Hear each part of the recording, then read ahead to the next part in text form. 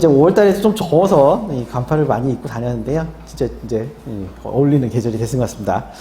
자, 오늘 할 거는 이제 우리 등기로 보면은 어느 부분을 볼 거냐면 등기 기재를 놓고서 보면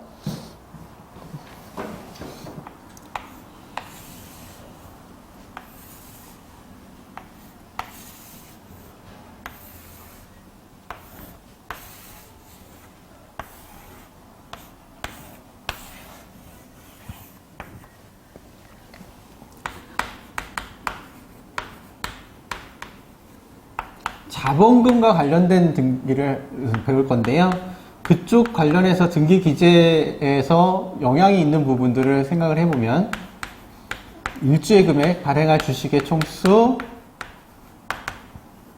그 다음에 여기 자본금 란에서 자본금과 연동되어 있는 발행 주식의 종류, 수, 총수 요 란과 그 다음에 경우에 따라서 이제 종류 주식을 발행했을 때 종류 주식의 내용이라는 그 란들이 영향을 미칩니다. 그때 지금 봤을 때 우리가 알아야 되는 공식은 일주의 금액 곱하기 그 다음에 발행 주식 수 이퀄 자본금 요 항목에 의해서 시작이 된다는 걸 생각을 해보실 필요가 있어요. 그래서 여기에 이제 일주의 금액을 바꾼다라는 개념보다는 일주의 금액이 자본금을 계산하는 방식의 기준이 된다. 그리고 발행할 주식 총수는 이 자본금을 건드리는 거하고 직접적인 관련은 없지만 한도의 의미가 있기 때문에 이거 한도를 넘어서서 이 증자가 일어서는 안 된다. 그때는 이것도 같이 바꿔야 된다. 그 내용입니다. 그래서 실제로 이 자본금이 늘거나 주는 방식에 대해서 전체적으로 감자와 증자와 감자를 볼 건데 우리가 법제상으로 지금 주식회사에서는 자본금이 느는 방식에 대해서는 이 일주의 금액을 늘리는 방법은 허용하고 있지 않고 발행 주수를 늘리는 방식으로 해서 신주 발행을 통해 갖고 자본금을 늘어나도록 강제하고 있습니다. 이제 이게 증자고요. 그리고 감자 같은 경우는 자본금이 줄어드는 방식은 일주의 금액을 낮추거나 발행 수수를 줄이는 두 가지 방식을 다 허용을 합니다. 그래서 이 증자라는 부분에서 대표적인 예는 두 가지 정도인데요. 그러니까 통상적인 유상증자라는 것이 있고 그 다음에 우리가 알고 있는 무상증자라는 표현을 씁니다. 근데 요거는 통상적인 유상증자는 상법에는 표현을 어떻게 하냐면 신주 발행 이런 식으로 표현이 되어 있고요. 무상증자는 여기는 준비금의 자본금 전입 이런 표현을 써요. 그러면 좀 표현이 이상하죠? 신주 발행이라고 하면은 얘는 신주를 발행하지 않느냐. 어차피 증자가 되려면 발행 주수가 늘어나려면 새로운 주식이 늘어나지 않고는 방법이 없으니까. 근데도 불구하고 얘는 신주 발행이라고 얘기를 하고 얘는 준비금의 자본금 전입을 한다.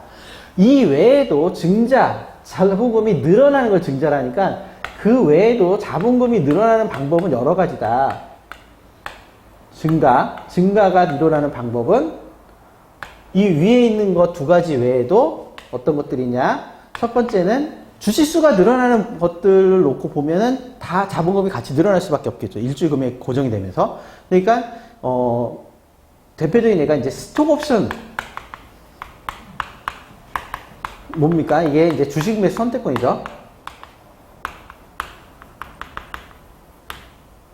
이거를 행사를 한다는 표현을 써요. 그러니까 약속했던 금액으로 주식을 달라. 돈 낼 테니까. 이걸 행사를 하면 그걸 받았던 사람한테 주식을 줄 수밖에 없잖아요. 그러면 그때도 증자가 일어납니다. 그리고 두 번째는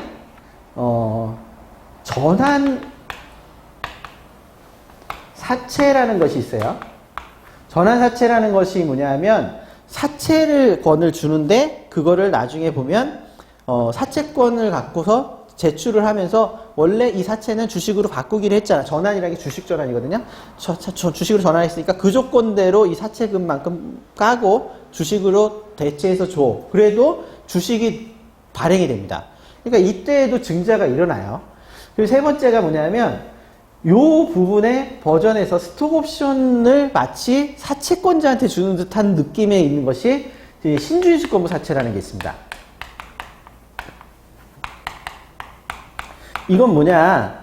아까는 전환사채는 채권을 받은 사람이 그 사채금을 까자 이렇게 하자는 거잖아요. 이거는 뭐냐면 사채권을 받은 사람이 별도로 하나를 더 받아요. 사채금을 갚아는 권한도 있지만, 받아가는 권한도 있지만, 별도로 그에 해당하는 금액만큼 돈을 더 내면 주식을 그만큼 더 줄게. 이게 이제 신주인수권을 부여해주는 사채거든요. 요것도 나중에 스톡옵션권을 갖고 있는 사람이 그 해당되는 조건으로 돈을 내면 주식 줬죠? 얘도 해당되는 조건으로 돈을 내면 주식을 줘요. 그래서 여기에 해당되는 사채 버전이 신주주권 사채고요. 이 전환사채는 사채금하고 상환을 교체를 하는 거죠.